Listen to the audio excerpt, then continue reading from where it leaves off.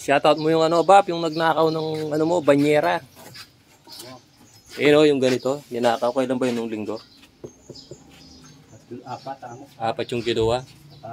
Isang sakong bigasam. Ayun no, Tsaka isang sakong asin, yung ano niya, yung pang ano niya dito. Pang asin niya sa mga isda niya.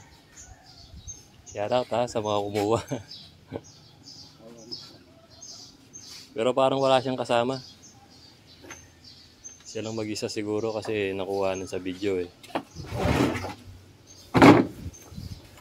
Yan o, nagtatrabaho ng marangal si Bapang Ronald. Ginuha yung mga ano niya, gamit. Bap? Yung lalagyan niya ng ganyan, yung mga banyera, 4 yung nakuha. Mal na pamuwata rin eh. Rubberle. 400. 400 yung isa.